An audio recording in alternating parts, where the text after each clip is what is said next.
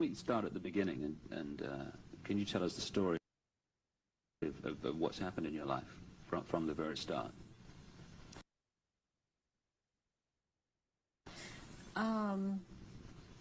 Okay, what I can tell you is that before I started looking into my life, back in 1989, I was starting to have flashes of things, and my life was not what it seemed to be, which is why I started looking into it. And what I found out was that I had a lot of missing time, and a whole lot of missing time, as to what had occurred in my life. And when I started looking into what had happened in my life, it was the only way that at the time that I knew, was to start going to see a therapist. Within a year, I was talking about memories of being sexually abused by my father, which was part of what was supposed to happen. And I was starting to talk about mind control issues, and I was talking about ritual abuse issues at the time, and I didn't have the whole thing put together. It's taken me years, all these years. It's taken approximately almost 10 years to put this together, what has happened to me. And in the process, I have lost everything that I ever had in my life, and anything I held dear in my life. I was bred for this role that I fulfill, and it was planned from before my birth, and it was because of the bloodline of my mother's family, which comes down through Ireland, but before that it began in France. It was through the Marquis de Stac, which he came to Ireland and changed the name to Stack, and then I was chosen, and the birth was planned. My parents were forced to move down to this area for the reason that the High Council is down here, which is, there are 6 councils of 13 in this country, and the High Council is down here. We're talking the United States? The United States, yes. And so from the time that I was a baby, I was being abused and traumatized, and on purpose, for the mind control that they need someone to go through to do whatever they say, to be as just a puppet in that they can control every move. And you don't remember, I didn't remember a lot of things, because I have, as a result of all of this mind control, split off many parts that all hold memories, hold feelings, hold programs, hold information, and I've been working very hard to pull all of that up, and it's been a long, slow process for me, because there don't seem to be a lot of people in the field that I only felt was the only way I could go was psychiatric and psychological. They don't seem to know what is really going on, and I believe that a lot of them are afraid of being sued should they suggest something, and so they cannot lead or suggest. And it's been a process of me having to trigger myself to remember, and be around people that can help me with that can't really be touched by the False Memory Syndrome Foundation. So what happened? You say you were abused as a child as part of this compartmentalizing of your mind. What went on after that, as you got older? Well, they start with wanting to make you an obedient slave at first, and so they do a lot of sensory deprivation, they do a lot of sensory overload, and they switch between the two, and they do out-and-out torture. They take a small child and they electroshock. In my case, it was electroshock to the brain, and they would take away my chance to sleep. They kept me awake for many hours at night, would not let me sleep. And I was also told things, as this was before the age of 5, I was told things such as, they would make me drink water, and they would say, if you pass urine, you're going to have to drink it. And they would make me drink it. And if you have bowel movement, you're going to have to eat the feces, which is also what happened to me. And then they would play, there was a programmer that was programming me, a very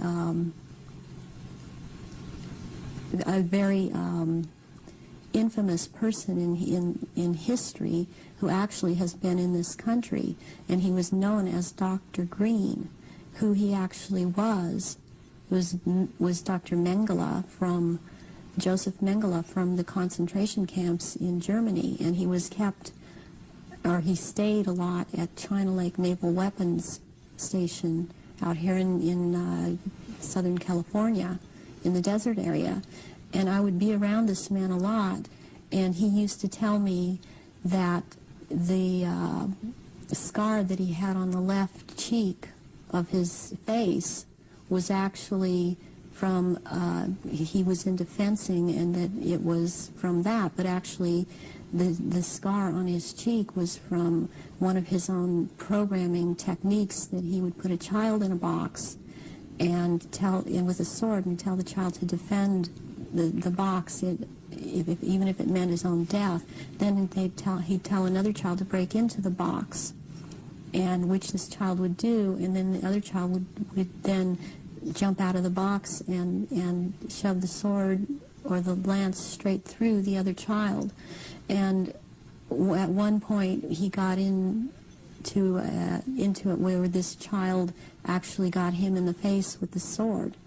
And he would wear a huge emerald ring on his left hand, on this middle finger, and he would twist this emerald around, and for programming, and he was into using long colored ribbons of different colors, and you had to choose a certain ribbon, or you were given a certain ribbon, and that meant that this certain thing was going to happen to you.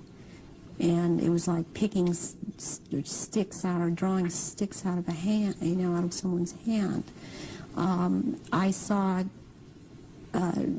games of Russian roulette played where it was chosen beforehand that a child would die, and the child would put the gun up to his head and pull the trigger, and this child would end up dying.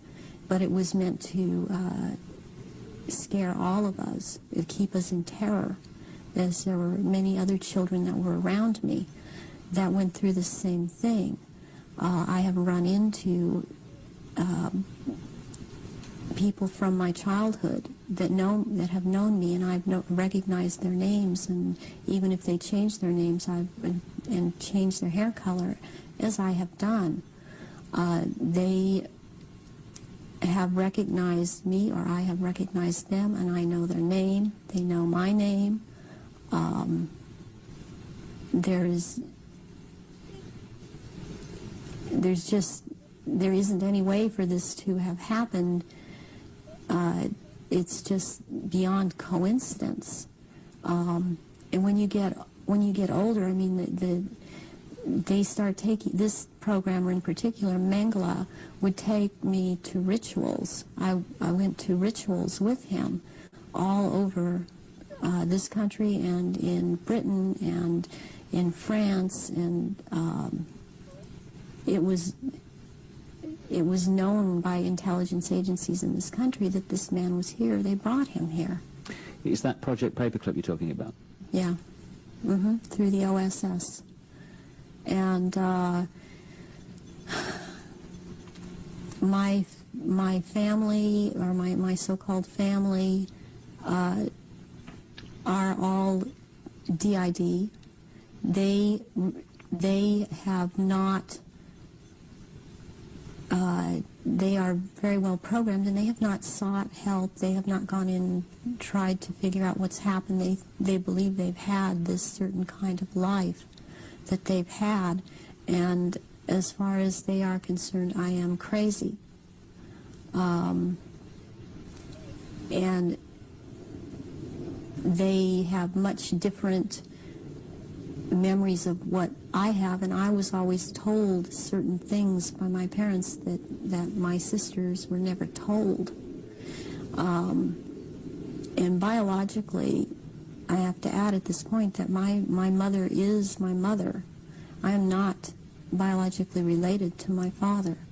And this has to do with the bloodlines, and his was considered impure. And this is all about purity of the bloodline.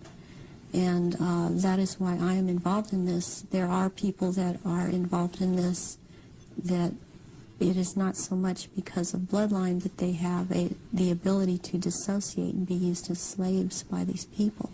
You say that you come from a certain bloodline, and there is this obsession with bloodlines that this Brotherhood Illuminati have. Why is that? Because what first started coming out was about the Aryans, and the purity of the blood.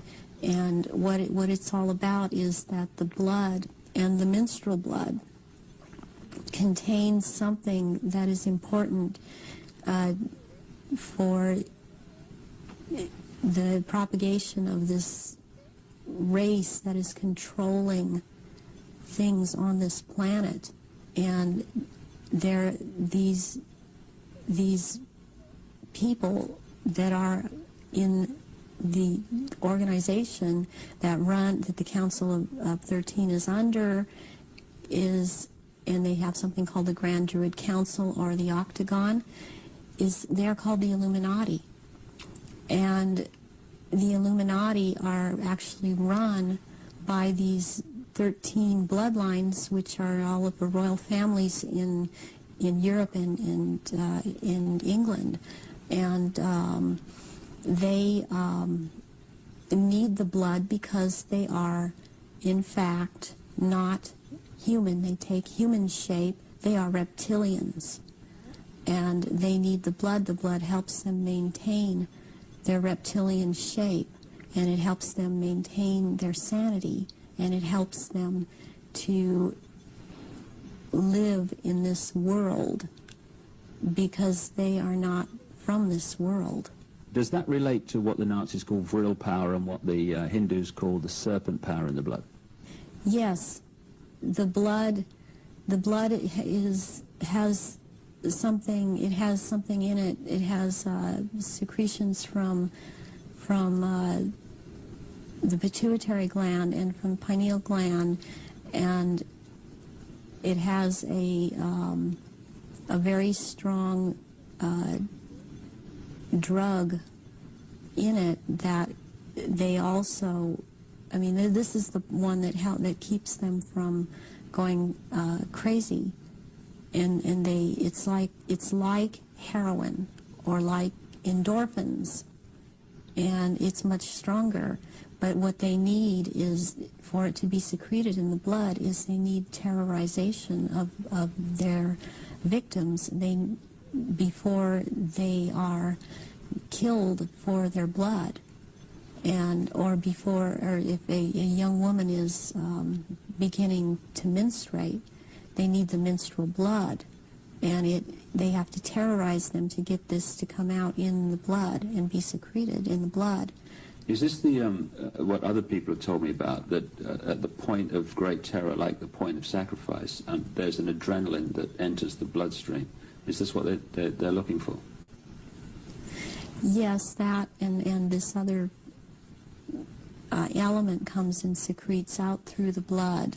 This all comes out through the blood at that time, and it's at that point they are actually staring into the eyes of the head of at some of these rituals, or at a reptilian. They are staring into the eyes of this person, and they're held. It's a hypnotic gaze these reptilians have, and it holds the victim in an absolute trance, in a trance of terror, and then they are killed at that moment as they are staring into their eyes. And not only do they can't hold their shape when this happens. The human shape. The human shape they cannot hold. They go back into reptilian shape as this is happening, because it's like an animalistic type of excitement of the kill. And they oftentimes they will just rip into the victim and eviscerate them and start eating the flesh of this person too. And the fat from the intestinal area is highly valued, as they use it on their skin. And they will drink, and they drink the blood, and the blood is highly sought after, and it goes according also to rank within these creatures, as to who gets what when.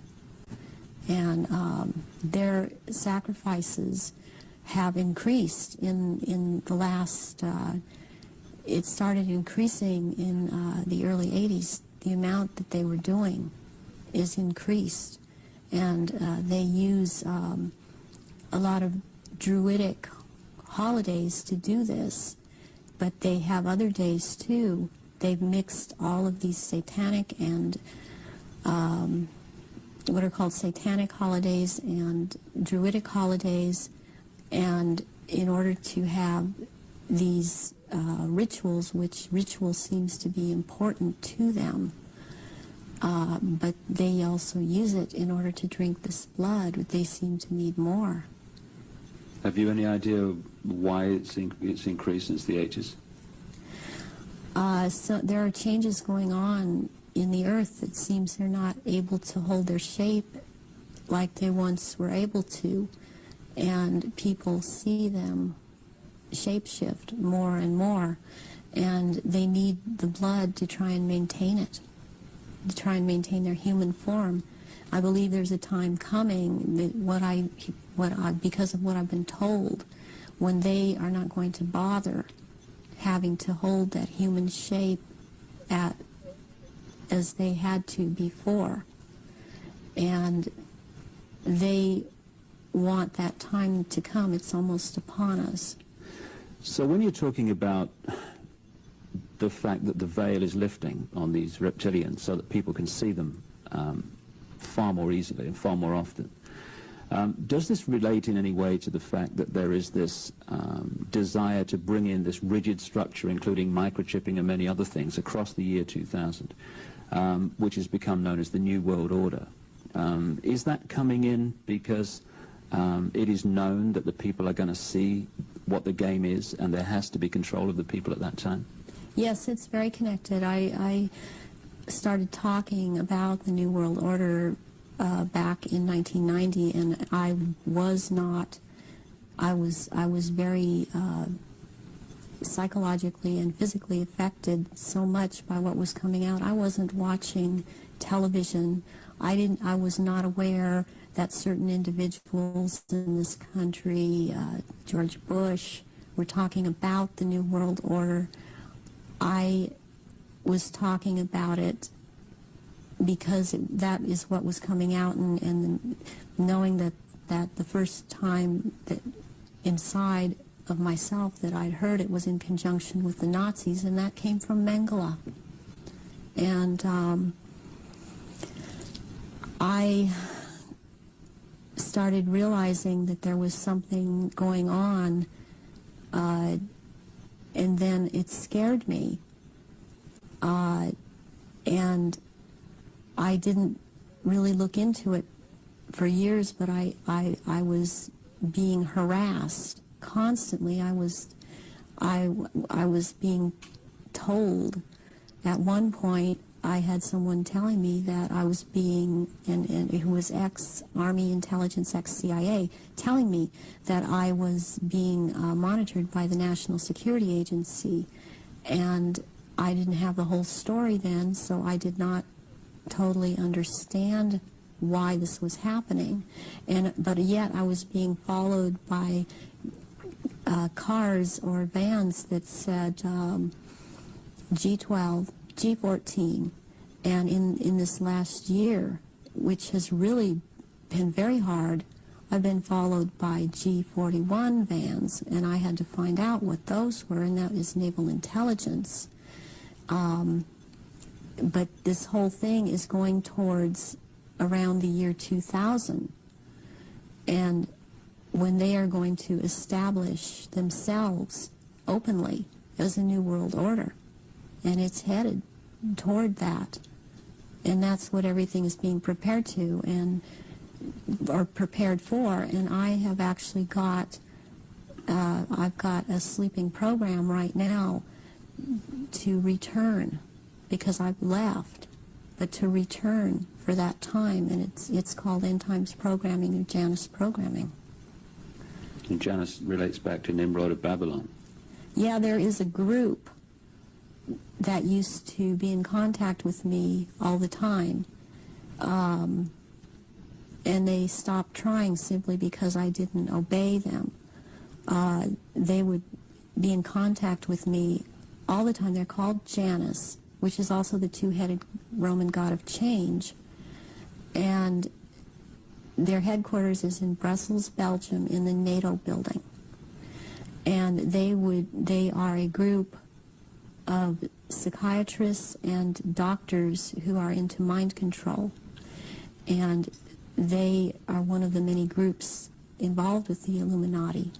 And they would contact me and tell me, give me directions that I was to psychically kill this person, or psychically injure this person, or scare this person. They'd give me the location.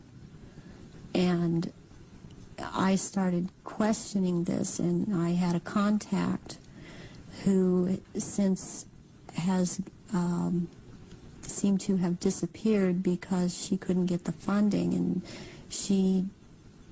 I had called her about this group, and she's the one that was the ex-CIA, ex-Army intelligence person, and she knew about these people, and she said, yes, you're right, this is what is going on. Your experience being brought up in this Illuminati environment, were you ever told anything about where these reptilians came from, and what is the history of it all? I was made to learn through Mothers of Darkness, which is a certain aspect of the organization, because that was an early part of my training, the history of what was the Illuminati on this planet. And what I learned was that the Aryans originally were from Mars, and the reptilians came to that planet they came from another place. They came to that planet. They came to rule, because they wanted to mix, so they said, with that race, and but they became the overlords, and the Martians or Aryans were seeking to escape from it. They went to the moon, and then were there attacked, and they then went to Earth and established culture here on Earth approximately 6,000 years ago.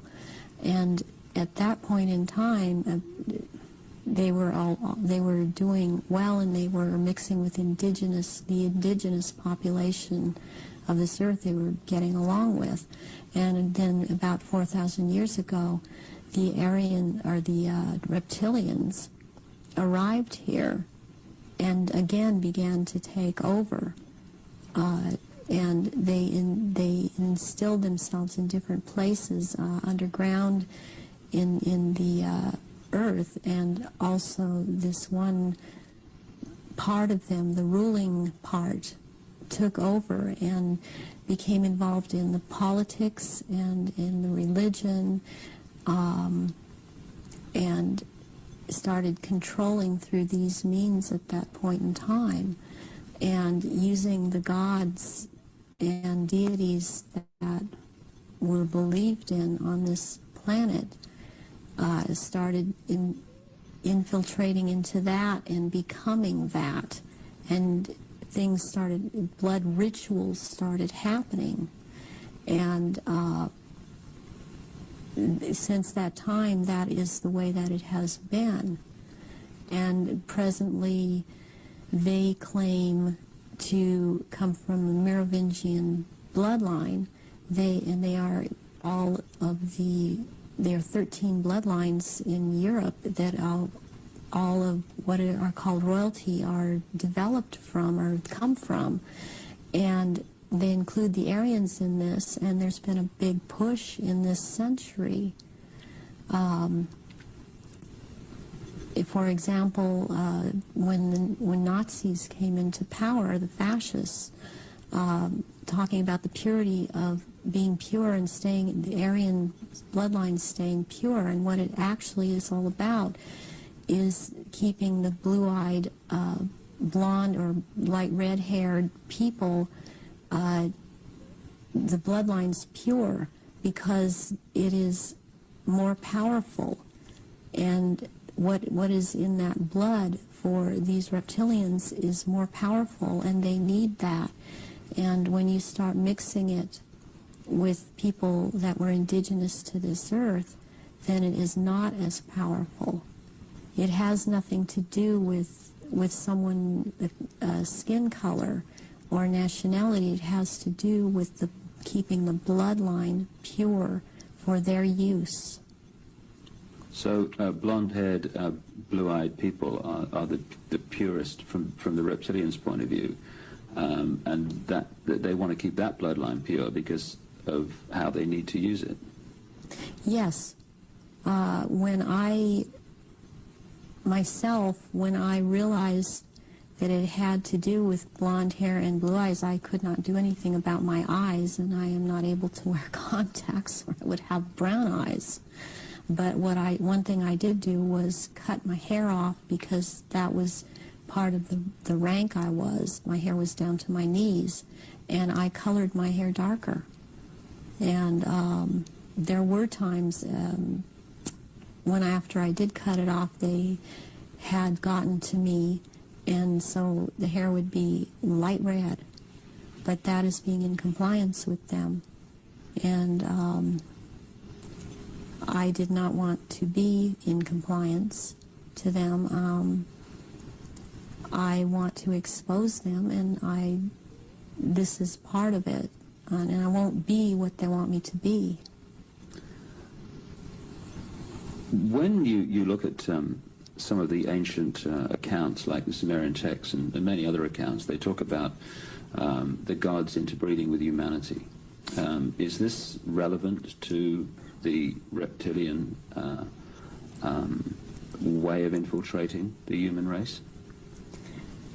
Yes, it is, because human beings all through the ages have accepted God's interbreeding or being accepted as humans, and that shows in Christianity, it shows in Judaism. It also, they have used Egyptology or the Egyptian religions a lot, and the present head of the Illuminati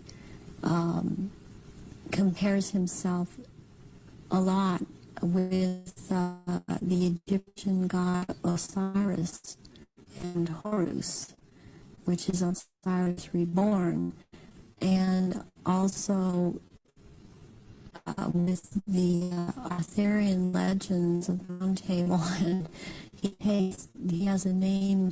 The name that he carries from that is Pindar, which actually means phallus of the dragon. And the other name, Osiris, he has carried because he takes the name at this time, the Marquis de Libero, which means the liberator of from the waters. And the story of Osiris is that he was cut into 14 pieces and thrown into the River Nile. And the one piece, Isis found the pieces and put them back together again. And she could not find the 15th piece, which happened to be the phallus, so a gold phallus was made. And this is very important in this group in the Illuminati. This is important, and it's important to think that about the head of the Illuminati, because what comes from the golden phallus would be a superior seed for a race, and this is how this is what they are doing with all of these bloodlines to keep the bloodlines going, impregnating Aryan people of Aryan blood that hold high stations with them, impregnating them with this seed of Pindar. And therefore it's important to keep this history in mind, the names in mind that he is going by at this time. So would it be correct to say that the reptilian came to this planet because the Aryan Martians came to this planet, and that the Aryan Martians gone somewhere else before them there? They would have pursued them all over the universe, yes. Can we now go into some specifics about your own experiences? What were you brought up to do? You say that you were identified as a bloodline before you were born. What was the role that you were brought through to play?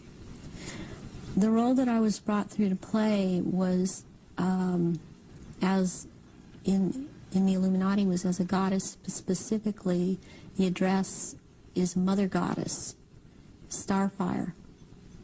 And the Starfire goes back to the blood in the menstrual blood, what is contained in that. And the address, the way that I was addressed was Mother Goddess. There are only 3 Mother Goddesses. There can only be 3 at a time on this planet, and there is a male equivalent of which there can be only 3 of them. Why mind control someone to conduct these rituals, like yourself? Why don't these reptilians just conduct their own rituals? They don't seem to have the psychic abilities, and they look for people that have that, and people in the bloodline that have that. And I have had that. I've had a tremendous amount of psychic ability, and so I was picked and bred from before birth, and this is also something that other survivors that have been in high positions have known about me and told me. What's the connection then between you having psychic abilities, those being recognized from the start, and you being brought through to conduct their major rituals? Well, it's kind of twofold.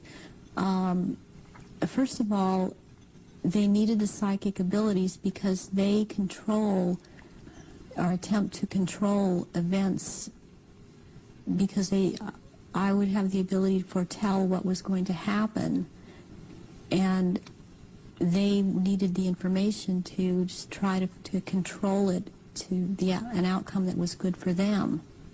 The second thing is that during the rituals, you had to have psychic ability. You have to be very powerful in that way to call out the old ones that are also reptilian, that come from another dimension. They actually they materialize from out of another dimension and are present at rituals, and they are so powerful, and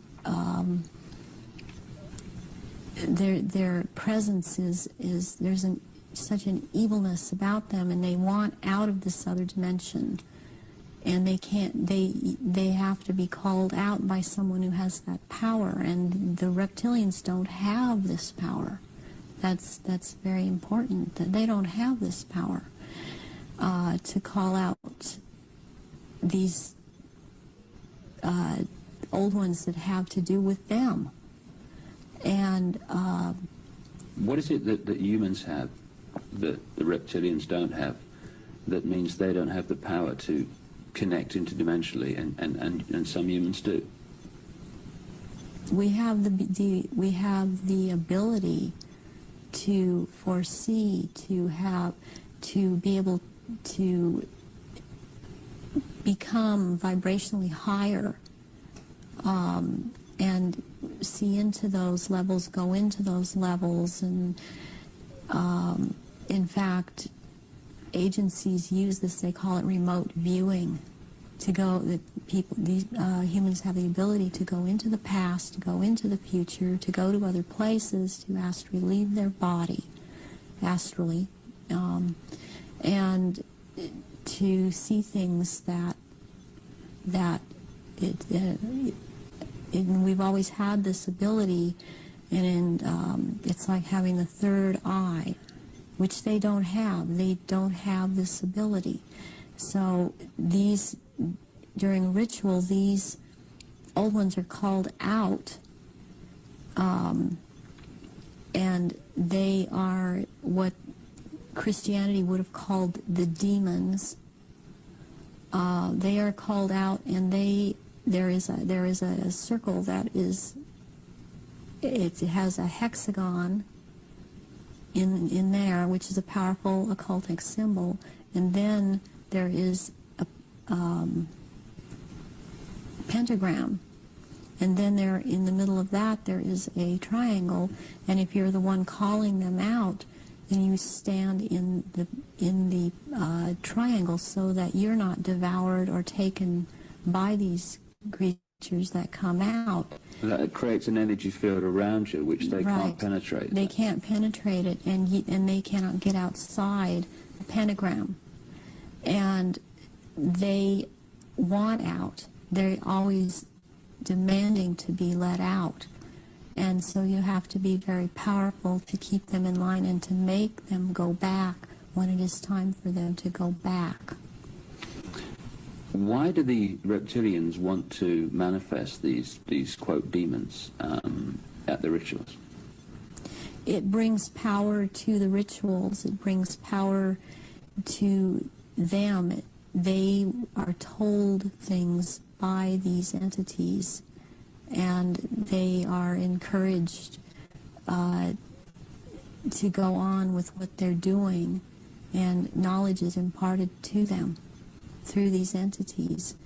But it takes a person with the ability to bring them out and make them answer, because they don't want to cooperate. They have to cooperate when the right person has control over them. And that's to do with that person's energy and ability to use Right, it. yes. You talked about the Aryan race coming from Mars. One expression of it seems to be very clearly what we call the Phoenicians. The Phoenicians had two deities, St. George, which became a British deity, who defeated the dragon, which seems incredibly symbolic, and also St. Michael, who, according to the legend, banished Satan, or this negative force, into the abyss.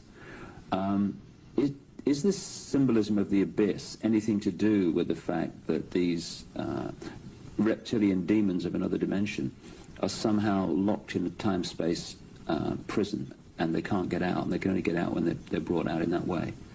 Yes, they want out of that dimension. They have been thrown into that dimension, and they can't leave that dimension.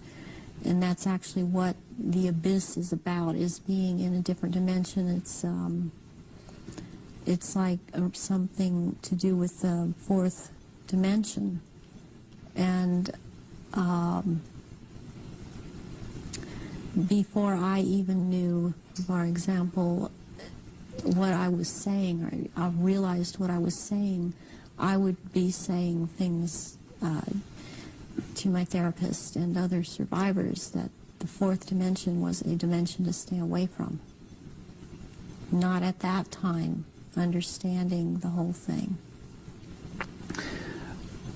Why do these rituals take place at certain key times of the year and so often are related to the phases of the moon? Because the moon has an influence on this planet, and also the sun. These also take place during different things that go on with the sun, but the moon it's kind of a really very cyclical thing with the moon. It takes place on full moons, new moons. It has to do with the current religion, or what they're using, the Druid religion that they've taken and used. They still hold on to the Egyptology type of religion. They hold on to the Druidism, though, and they're currently calling themselves Druidic or Druid. And Druidism is tied in with the cycles of the moon, on which it has to do with planting, sowing, and harvesting. And there are so many days that they can use from this to their own purpose and their own end, that they bring it about. There's a lot of ritualization with Druidism, and they love ritualization. So take us through one of these rituals that you conducted at the highest level of this global brotherhood. What would happen? There were people that were bred from birth. They were bred to be ritual sacrifices. I have a problem with what they is said a lot today, especially by the False Memory Syndrome Foundation, that how could all of these people disappear, or how could all these babies be born? I worked with a nurse midwife. We did home births, and it's very easy not to register a child when it's born. And then they have these children that they're kidnapping and bringing in from other countries, and no one misses them because these are third world countries. And children they have the most energy, the purest energy, they're the highest form of sacrifice. And they will terrorize these children and mind control these children. And in rituals, by the time they're brought into rituals, they may be drugged, or they may not be drugged, or they may be in an altered state because of the mind control. And they are used as actual blood sacrifices during these rituals, because of, again, reptilians needing their blood.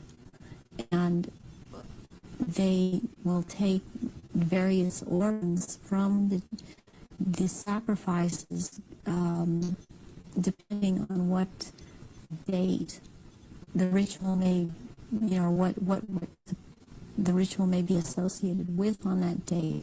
But they will also slit the throat from the left ear to the right ear, and blood will be gathered in a goblet, and it will be dispersed among the reptilians, and dispersed among, also after that, among people that have been participating in these rituals and seem to have, even though they seem to be dissociated, mostly these people seem to be cognizant of what what they are doing. Are these rituals rare? I mean, how many are there that, say, go on a year? I mean, we talking hundreds or thousands? There are things happening every month of the year. There is not a month in this 12-month system that something is not happening. And it's more than one. I mean, it's every full moon. It's, and the very important rituals are the summer solstice and the winter solstice, and then there is the vernal equinox and the fall equinox. And there is Samhain, and there is Beltane, there is Imbolc in February, there is Lughnasadh, which is in the beginning of August. There's a whole week leading up to Beltane and also leading up to Samhain that's called Grand Climax. So May the 1st is Beltane? May the 1st is Beltane. Halloween, particularly in America, has become like a mini Christmas, almost like a holiday of celebration with a trick and treat and all this other stuff. But what actually happens outside the public arena that night of Halloween and into November the 1st? Away from the public arena, there's a ritual that's taking place in 6 different locations in this country for all of the councils of 13 in the area that I'm in. It is the East Side Christian Church on 7th and Temple Street in Long Beach. And it is for the High Council of 13. And in this country on that night, it is Satanic ritual. It's actually, there are 3 nights in a row at that church. The first night is Halloween. What happens on the night of Halloween? That night is about the worship and homage to Satan. And that is what a lot of people in this country know the devil to be. This is about the devil, Satan. And Christianity talks constantly. I mean, I believe they created Christianity to be what it is. And so they also have created this Satan. And so they control in that way. And on that night, there's a lot of bloodshed, and there are sacrifices made to Satan. There is a person who plays the part of this in this High Council that has to do with this High Council. He's not on the High Council, but he has to do with playing the part of Satan. He is a televangelist on TBN. He used to be, he filled in for a little while as the lead singer on Iron Butterfly many years ago, and he has long blonde hair. What's his name?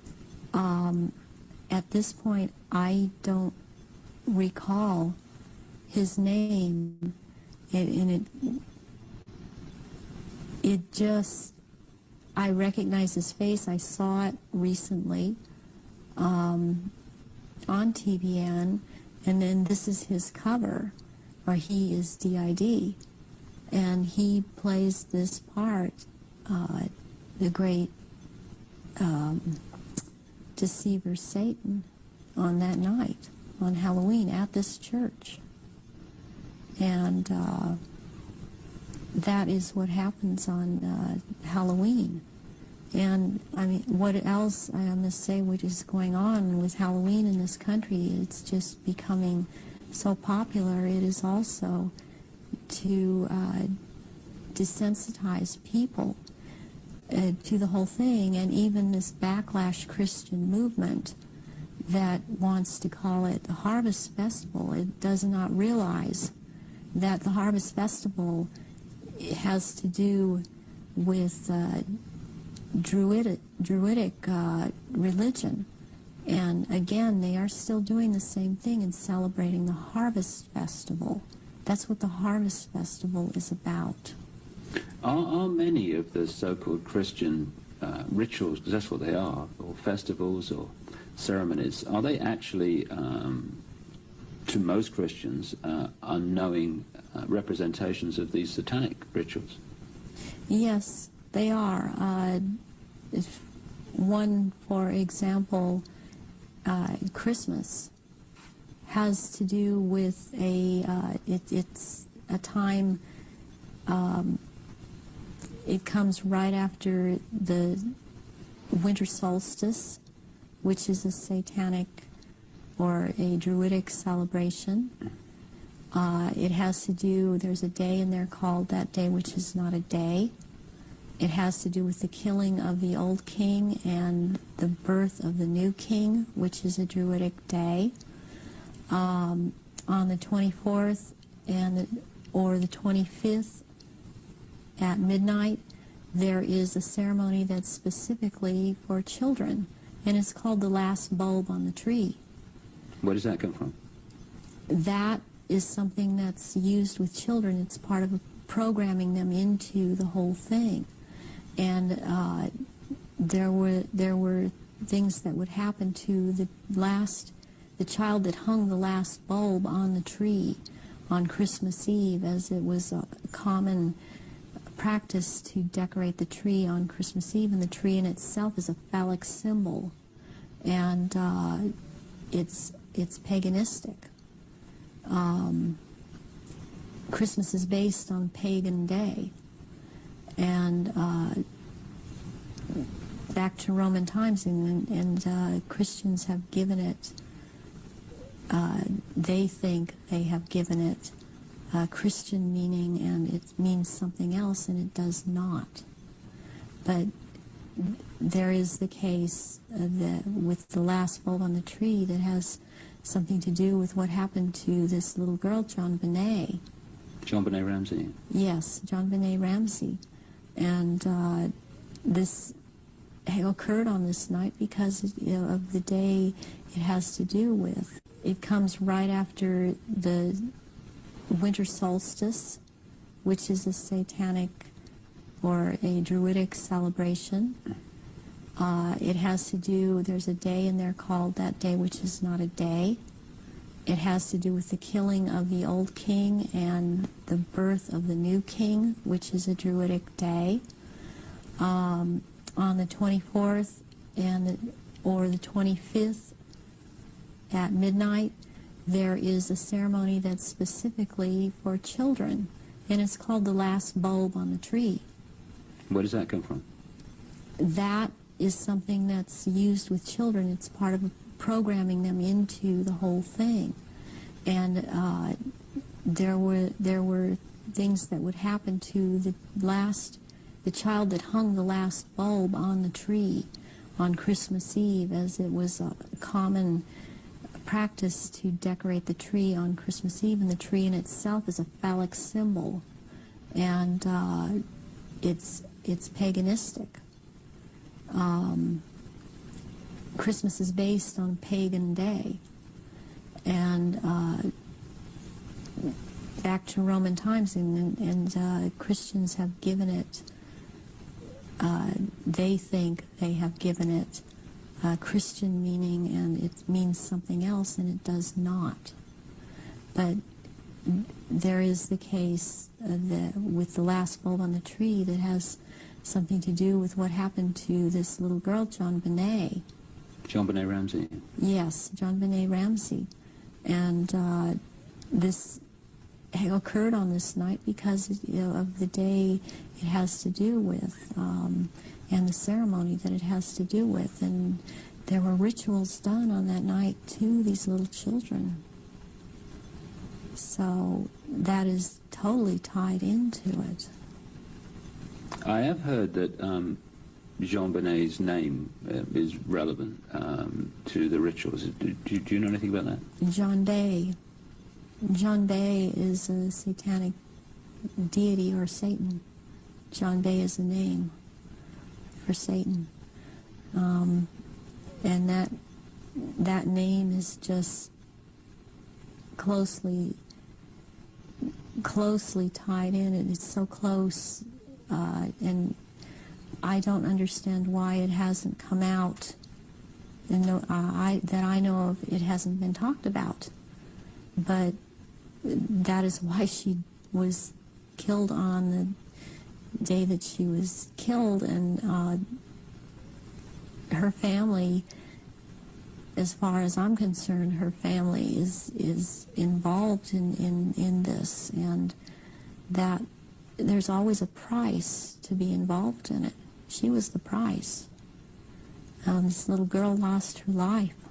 Can we talk about some of the famous names that people around the world would know who, in your experience, have taken part in these rituals that you've conducted? You say you've conducted them in Europe and the United States. Can we start with the United States? Yes, I have seen at rituals, I have seen George Bush, I have seen Madeleine Albright, I have seen Henry Kissinger, I have seen Ronald Reagan, and I have also, by the way, seen his wife, Nancy Reagan.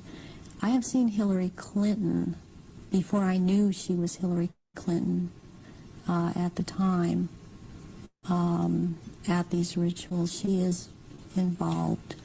The other people that I have named and are, as I have seen shapeshift into reptilians. I have not seen Hillary Clinton actually shapeshift, but she is involved. I have seen the two sons when they were young, the two sons of George Bush present at these rituals. Are these the sons that have become governors? Yes. One is in Florida and one is in Texas. I have seen, did I mention J. Rockefeller? And he shapeshifts. I've seen George Deukmejian and Ronald Reagan again, having been governor in California. There have been people such as Newt Gingrich I saw, and I didn't know at the time that he was Newt Gingrich. I recognized that he was Newt Gingrich when Clinton came into power, and after he was, Newt Gingrich was then elected Speaker of the House, and I was horrified to realize that this man was also there. All of this has affected me to the point I don't vote. All of these people seem to all be connected to the Illuminati, and I don't feel like being part of having anything to do with them. Presidents like Carter and Ford and Clinton. I've seen Ford there. Gerald Ford. Gerald Ford, yes. Are they all reptilian bloodlines? I haven't seen Carter shapeshift. You've seen him at rituals, have you? Yes. Gerald Ford, I have seen shapeshift.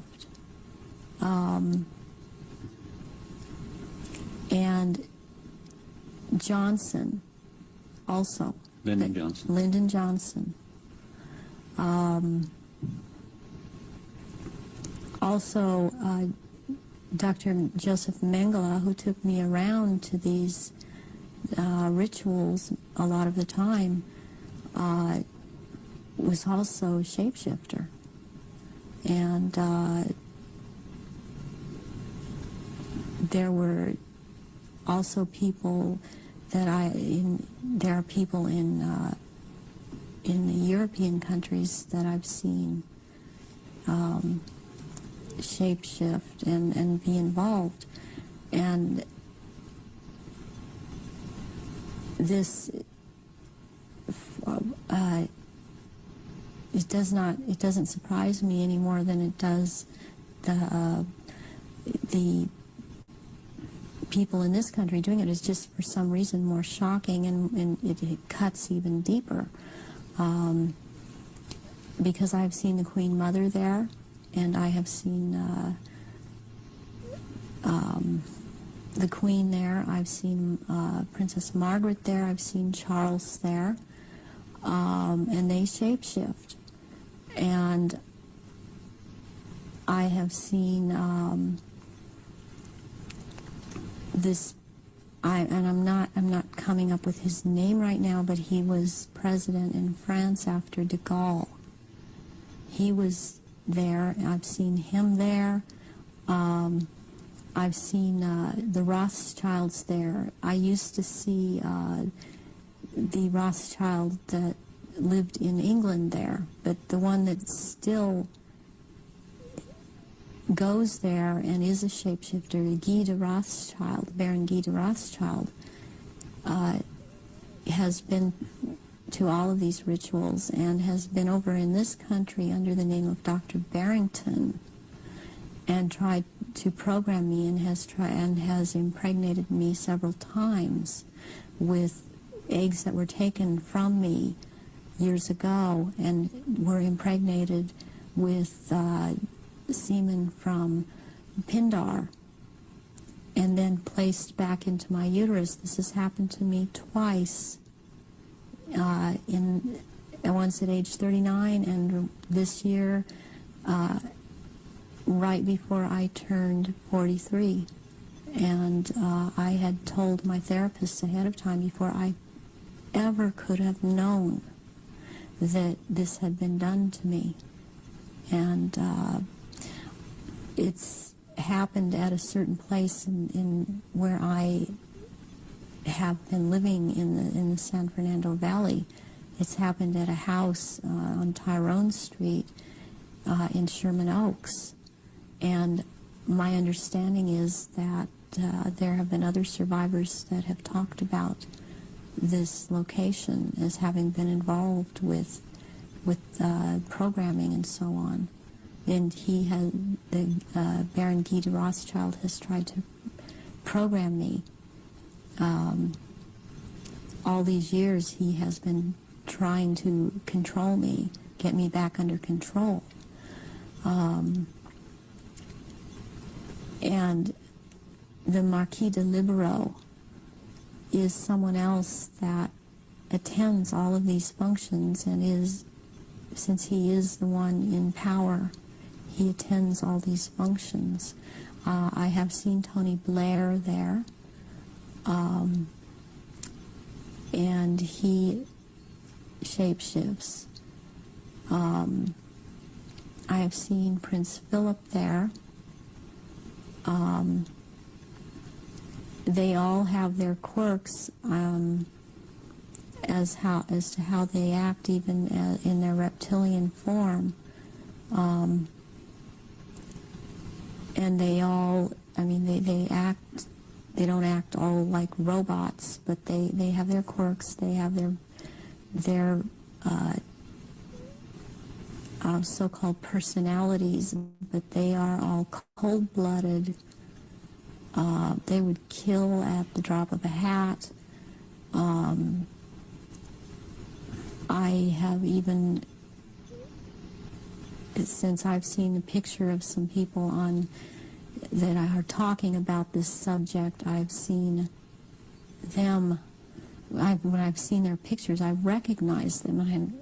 I did a double take a few weeks ago when I saw again someone who's been talking about around this subject, and it seems to be popular right now. Who's that?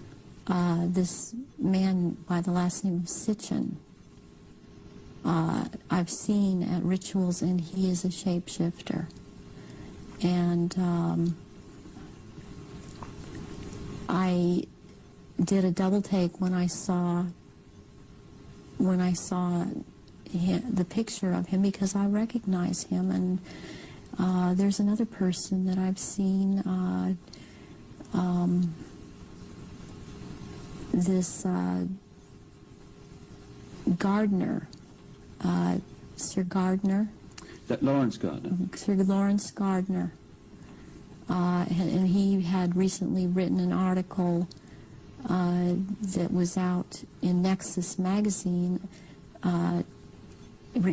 Part of it was about the menstrual blood, and what really triggered me was when he called it starfire, because that is the name of one of the aspects of the three women who are the dressed mother goddess. That is my name in all of this.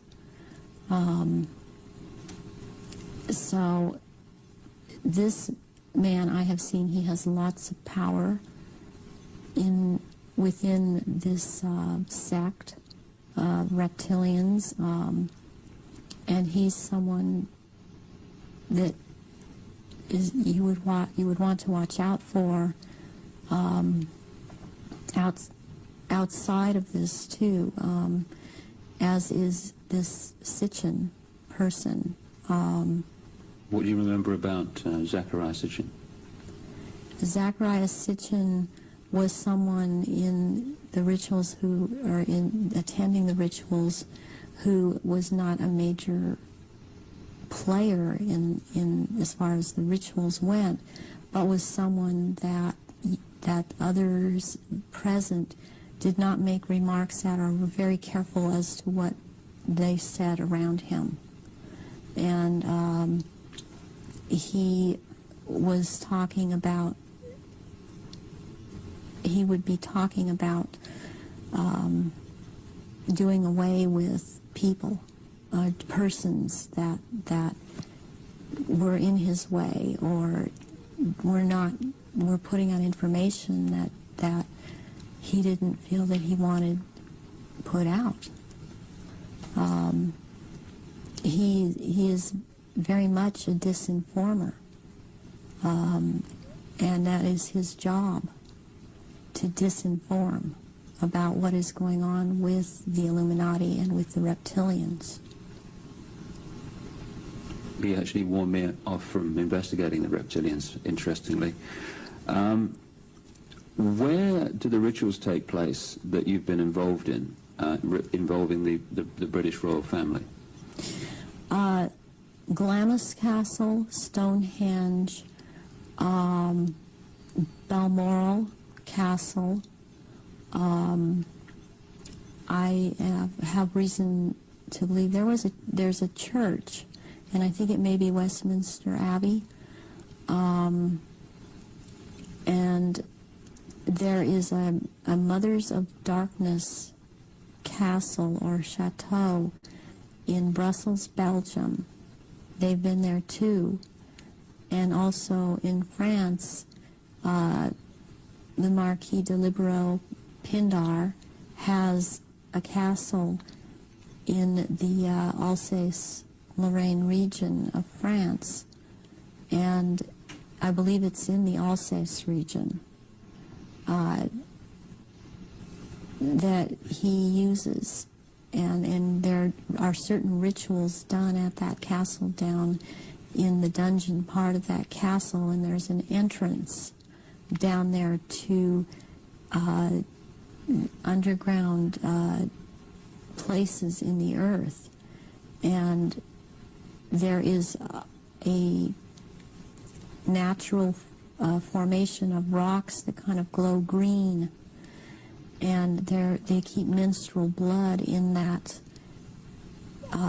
formation, and this green glowing from these rocks actually turns the blood a darker color, and it's called black blood, and it's used in certain rituals.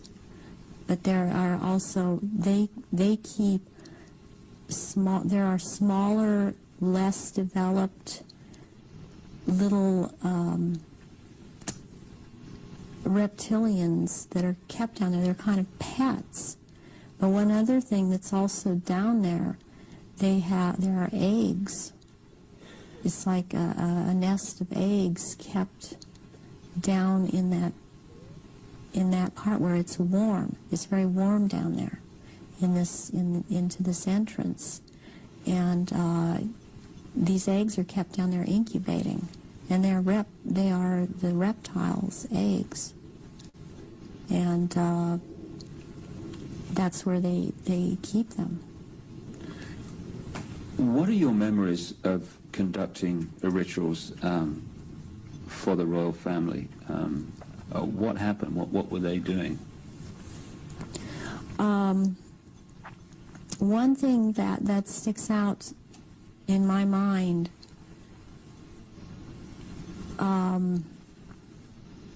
is that there was, before, this was back in the late 70s. This was before Charles was married to Diana. He was involved with Kamala Parker Bowles, and she does not shapeshift, but she became pregnant by Charles, and she produced a baby, and this baby was presented at the ritual and killed, and that is the price, the firstborn between these two, and eventually these two will marry, and that is the price that is to be paid, the sacrifice of the firstborn between the union of these two people. And I've seen that there. Something else that sticks out in my mind is that it was around the late 80s that I saw a very kind of dark man he was Arabic. It seemed to be Arabic or Egyptian, and I heard the name Fayed being mentioned, and the Queen Mother was there, and I called her the Black Queen, and she and he were talking very seriously and at some length about a subject. They were mentioning Diana, and they were mentioning his son, Dodi, and at the time I didn't know who Dodi was. I knew who Diana was. I never saw her at any rituals. Where did this conversation take place? This took place at Balmoral Castle. And I heard them talking about a marriage between these two, and I thought at the time, well, she's married to Charles. How can there be a marriage when she's married to Charles? I didn't understand why the Queen Mother and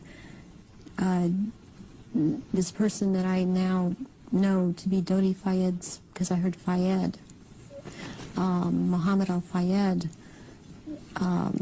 talking, and I'd seen them together at, I saw them at Balmoral Castle. I overheard the conversation at Balmoral, but I'd seen them also at Mothers of Darkness Chateau in Brussels, and they were talking about a union between Diana and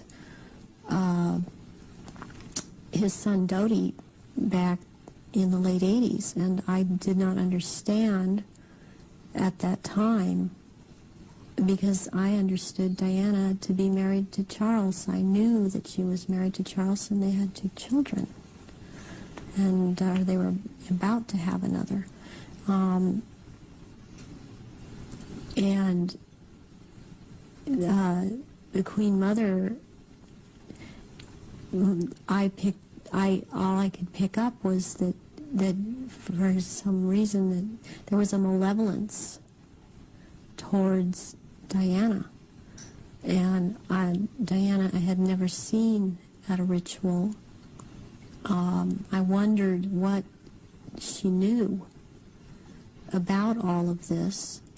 What have you seen the royal family do, the Queen Mother, and the other people you've seen in the rituals? What have you seen them do? I've seen all of them drink human blood and consume human flesh, and they have their own goblets in which they have blood, and these goblets are encrusted with jewels. And they also have their own daggers, and that the dagger goes into the goblet, and they stir the blood around with it, and it's also a what it is, it's a symbol of the phallus going into the vagina when they're doing this. And I've seen them do this, and some of them have, even like the Queen Mother I saw with, she had her own little, it would like almost, it's between a very elaborate ornate chair or a throne kind of thing brought in for her to sit. And because before these rituals actually start, there is a kind of people move around the room and talk, or recognize one another. It's a formal kind of a ritualistic setup, the way they talk and the way they introduce each other. It's like a court. What are they wearing? They're wearing robes. They're not wearing anything underneath the robes, and the robes are very ornate. They all have, the one thing in common they have is they have a red color like blood, and some of them have purple, and they have gold kinds of lines running through them. They have the Merovingian symbol of France, the fleur-de-lis, and there are jewels that are sewn in at certain points on these robes, and they wear these robes, but they don't wear anything underneath the robes, because what is going to happen, what the rituals are all about, they're going to shape-shift, and they can't have anything on under the robes. And there are orgy kind of things that go on at the rituals also. And involving the royal family of Britain? Yes, involving the royal family of Britain, and the sacrifice and the eating of, consuming the sacrifice, and they are involved in that. And you've seen them do that? Yes, I have seen them do that. People in Britain, listening to what you're saying, would obviously be staggered, I guess anywhere in the world, but what would stagger them mostly is, in Britain, the Queen Mother has an image of being the nation's grandmother, the nice old lady, and good old Queen Mum, what a lovely lady. What's your experience of the Queen Mother? She is very cold in reality, and she is very cruel, and she is very different than she comes across to the public. She's cold-blooded. If she feels that you are someone beneath her, even in the Illuminati, that you're at her equal or your station is above her, she will not speak to you, she will not recognize you. She obviously, from what I see, enjoys consuming human flesh. It's sickening. The one person that she seems to be afraid of is Pindar. People would also look at the Queen Mother's elderly, frail stature and find it very difficult to see her taking part in rituals and doing anything, if you like, active. Do they go into a different state in terms of age and strength and all these other attributes when they actually shapeshift? Yes, the human body that they choose to occupy or take when it was young, it ages, but when they take the reptilian form, these reptilians live hundreds of years, and so they have to have taken more than one human body to live in. A lot of them are much, much older, and I'm including the Queen Mother in this, older than people think that she is. She's been in more than one body, human form. And when the time comes, if it is time for her to go on, and it has been chosen that she still has, it's known that she still has life or years to go, again, she will be put into the body, the essence of her, and the reptilian form will go, or the essence of her will go into another body that is also has the ability to shapeshift into reptilian form. One of the pure reptilian human bloodlines. Yes. What happens when, take the Queen Mother as an example, what happens when they shapeshift? I mean, what do you see? You start to see changes happen, and they're happening so fast that it's almost, it's the closest thing that I've seen to it is what they're now doing with computer technology. It's just a literal transformation that happens very quickly, and they get taller and they get bigger, and they don't look at all as reptilians like they do as humans, and thus the wearing of the robes, because if they were in clothes, the clothes would be torn apart. So let's take the Queen Mother on this subject as an example. We recognize her as a frail old lady. What does she look like when she shapeshifts at these rituals? She has, she looks like, the nose portion gets very much longer, and it grows into kind of a snout kind of thing. She has little fangs, and incisors as teeth, and there's a tongue. They all seem to have this kind of tongue when they're at this level. The tongue has a lot of long, hairy or pointed projections coming out of it. It's very long, and they have these. They don't have hands or feet. They have these claws, and they have scales, and also scales that seem to kind of disappear into one another, but it's more pronounced on the back. There seem to be lumps or protrusions coming from the head. There seem to be some kind of growth appendages at where, on the back, and they seem folded, and not all of them have that. And there is a tail, and they a lot of times will keep the tail curled, and and I've seen her when she's very displeased with something, as I've seen other members like this. This tail is whipped around, very agitated, and they do, and she hisses. What color are they? Which one in particular?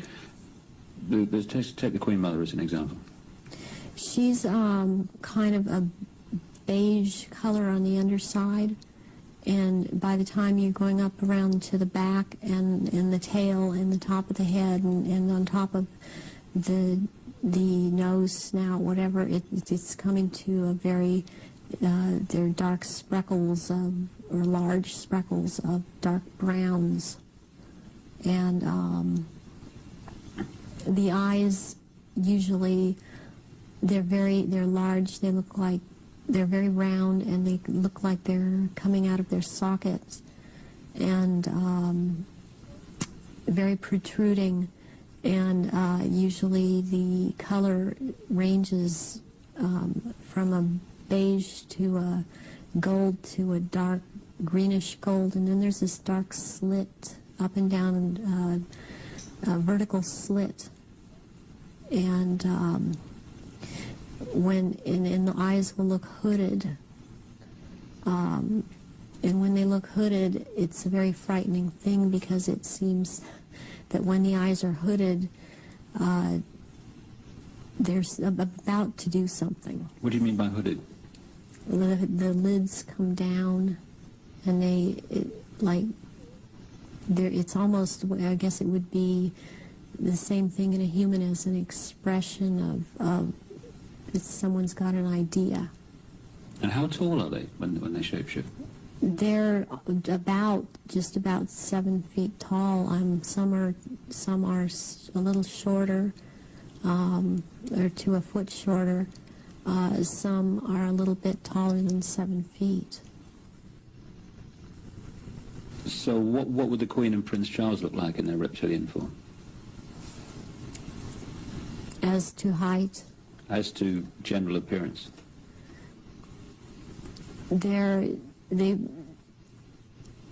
Charles resembles in both ways, in human form and in reptilian. He resembles Pindar. He's shorter, though, in reptilian form than Pindar. But the way that the reptilian, the nose shapes into the snout at that point, and the jaw becomes the underpart. It's very much like Pindar, and his mother doesn't look quite the same as he does. But what does the Queen look like? The Queen, she's darker, not quite so pale. She's darker all over. She doesn't have the amount of I would call it freckling. It's more like a gradual, like the skin is gradually getting darker. It's more smooth. And she does have the lumps up around her head and down the tail, the spine. Charles has the tails down around the spine, and funny enough, he has the protrusions from the skull in the reptilian form, where about or above, right above where it seems like his ears would have been. What is it about the rituals that allow the shapeshifting to happen? When the victims are starting to be sacrificed, it's the scent of the blood, and they start shape-shifting at that point in time, and they can hardly wait to get to the blood. It's like they're addicted to the blood, and then the consumption of human flesh that follows. What have you seen the Queen or any of the royal family do in relation to that? Have you seen them sacrifice and consume human flesh? There are certain times when they will actually do a sacrifice, or there will have been someone doing a sacrifice and it's not happening fast enough for them. So they will step in and finish it themselves, because the sacrifice the ritual has to be gone through. It's sacrificially, I mean, ritualistically, it has to have been gone through. And they will step right in and just start tearing the throat out. And they're getting all this blood from the jugular vein at the same time. And that has happened when there are many there that are going to be sacrificed and they just can't wait. And tearing into the contents of the abdomen and stomach of a victim afterwards. Who have you seen do that? I've seen the Queen Mother do that, and Prince Philip and Charles. I've seen Guy de Rothschild do this. It seems that I've seen it more among royalty, or so-called royalty, do this than people that are not titled. That they don't seem to. They seem like it feels like they don't dare. But they shapeshift nonetheless. But it's like the royals that step in and just start tearing away as they can hardly wait. How long can they hold the reptilian form in these occasions? During the rituals, it's much easier for them to hold their reptilian form. They can stay in that form. What it is that they have a hard time holding their human form. And as long as they're around blood and the scent of blood, they can't hold human form. Right. Where do you think the story of Diana fits into all this? In terms of the ritual that you know about and the royal family background that you know about. What was all that about? What happened in Paris? Diana was a ritual sacrifice because she's named after a goddess, Diana.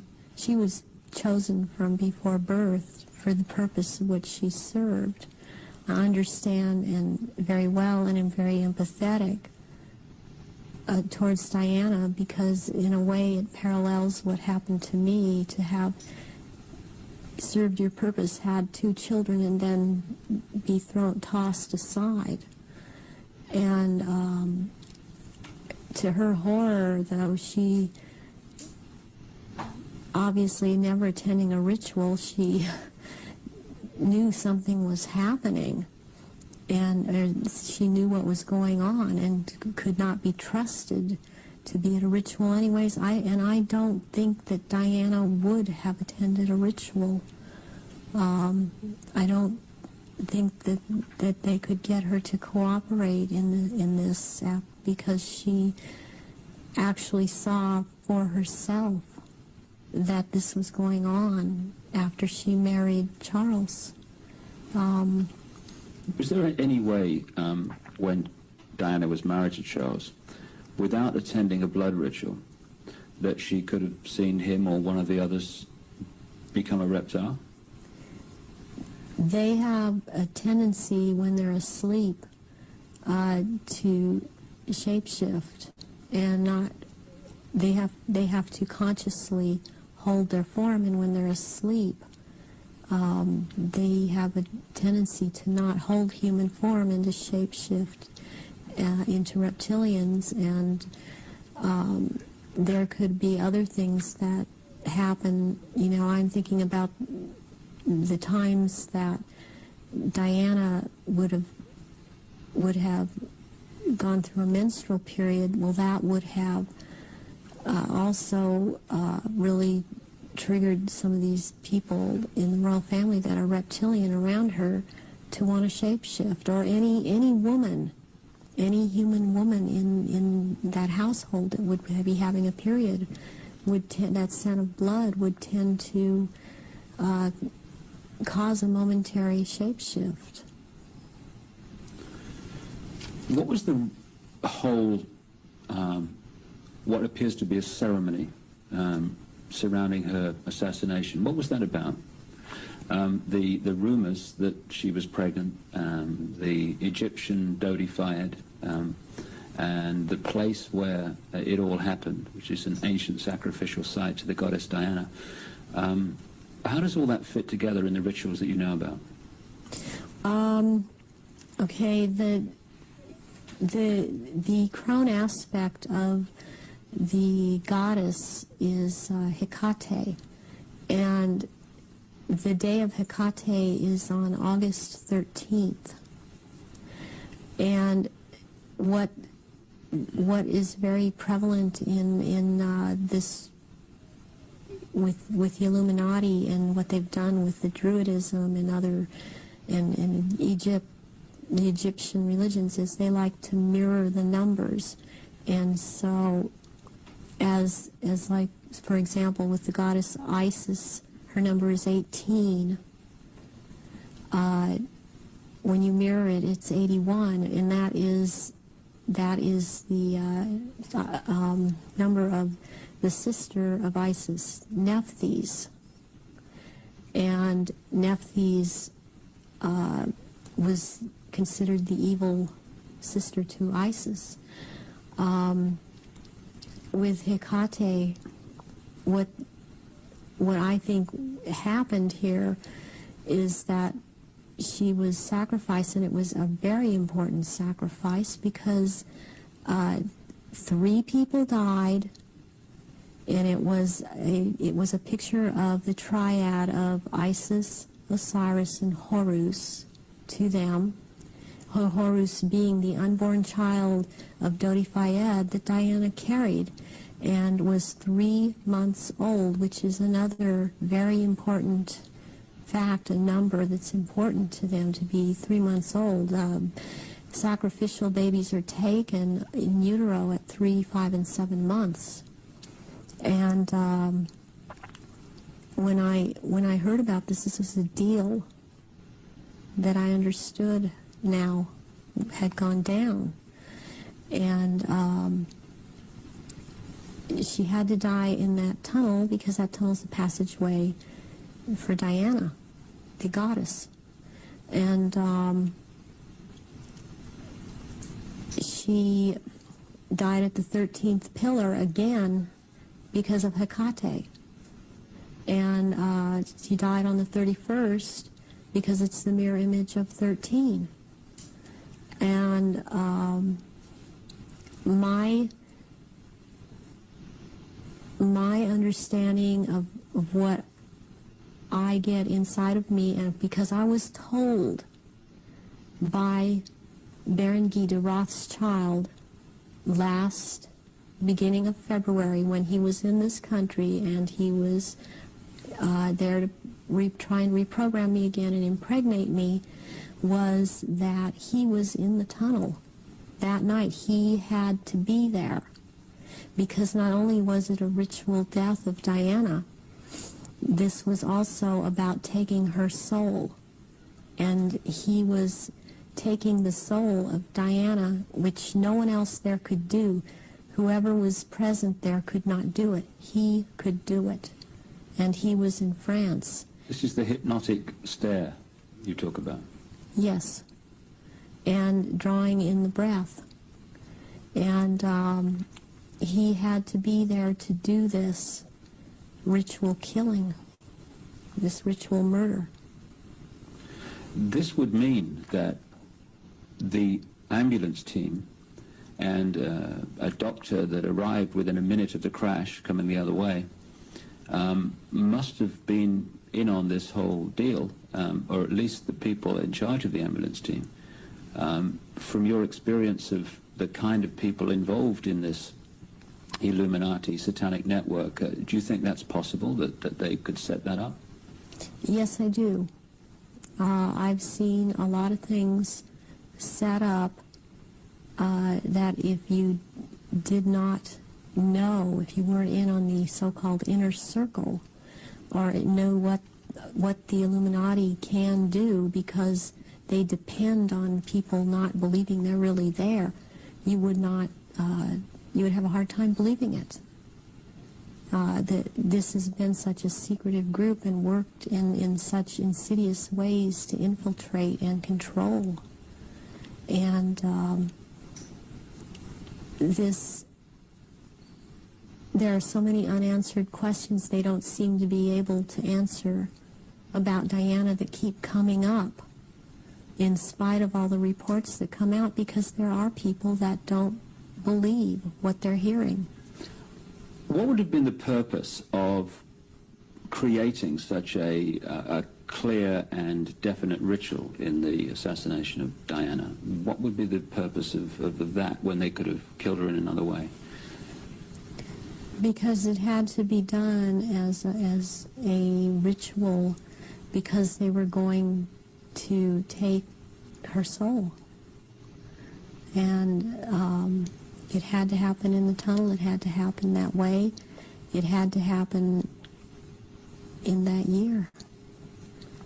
And this is all, there's all a timeline to all of this. There's been many rumors that she was pregnant. But as I understand it, one of her friends says that that was not possible because she knew that very shortly before she'd had a menstrual period. Is it possible to be pregnant and for that to still happen? Yes, it is. This happened to me. I was impregnated with one of my own fertilized egg that was fertilized by the sperm of Pindar, and he sent Guy de Rothschild to impregnate me in this manner, and I was impregnated in October of '94. I had periods up until February when it was discovered, and they seemed normal. Not light, and I then was, since I had the background of a nurse, I was, and had worked with a nurse midwife delivering babies, I was, for some reason, it occurred to me to check my stomach, my abdomen, and I realized that I was pregnant, and so I ended up seeing a doctor who told me, I mean, he verified, you're pregnant. He did it with blood test, with the urine test, and ultrasound exam, and if I don't do an abortion on you tomorrow, you're going to have to go through a different type of abortion, which probably would have been a saline abortion, and I knew what I was pregnant with by that time, and so I was terrified to go through with it, and I could not go through with it, knowing what I knew, and so I had the abortion, but I had periods the whole time. You were impregnated at the point that it happened without you having any knowledge of it? No, I did not. Is it possible that that happened to Diana if she was, as the evidence that I've looked at suggests, also mind-controlled and a multiple from the early part of her life? That is definitely more than a probability. The thing about being multiple or dissociative identity disorder is that the host person doesn't know that they are, but they have missing time, but then they have amnesia for the missing time. They don't realize they're missing time. They don't realize things are happening to them. They show up, you know, pregnant. They show up with marks on their bodies. They don't know, well, I think I must have bumped myself, and that's not actually how it happened. Or they have needle marks on their body when they've been gotten a hold of and drugged. And it's only when they start to realize something's not right and they try and make a timeline and try and account for their time, they realize there's so much they can't account for that they simply took for granted. Oh, I was out shopping, or I was at this person's house, or I was over there. Then they realize they don't have a timeline for any of these things. Do you think that Diana's two children were Prince Charles's children? I do not believe that William is, I've heard that he was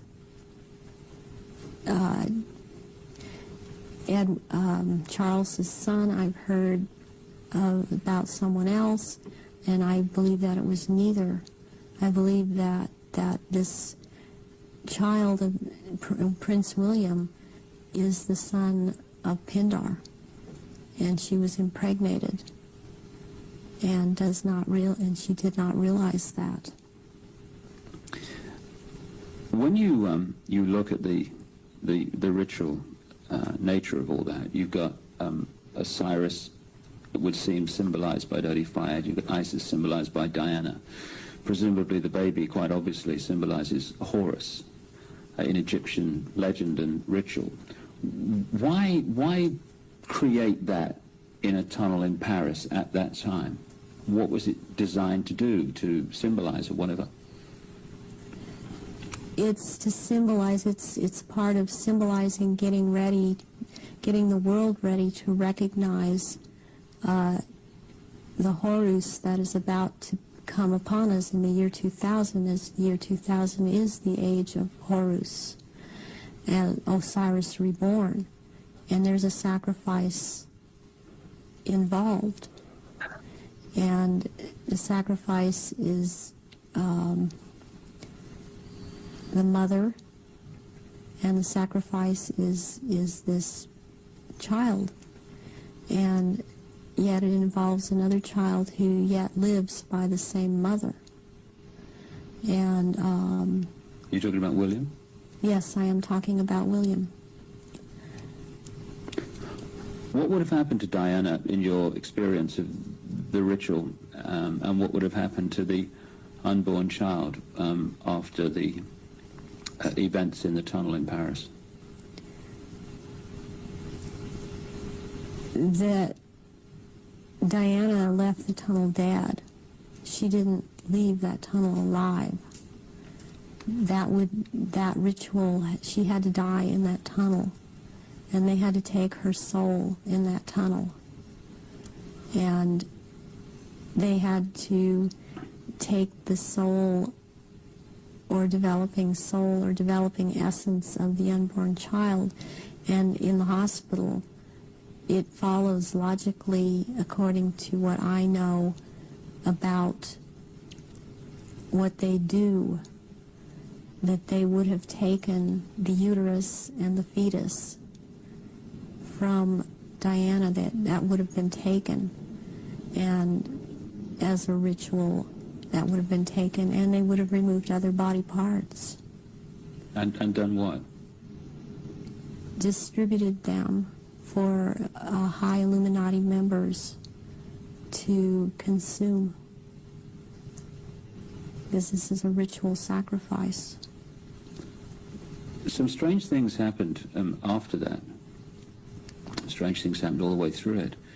But suddenly the decision was made that she would not be buried in the local church where she wanted to be buried, but on an island among the trees in a lake at Althorpe Park.